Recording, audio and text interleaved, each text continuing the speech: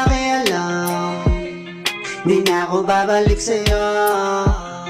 Kung gusto mo akong palitan, gawin mo lang ang gusto mo.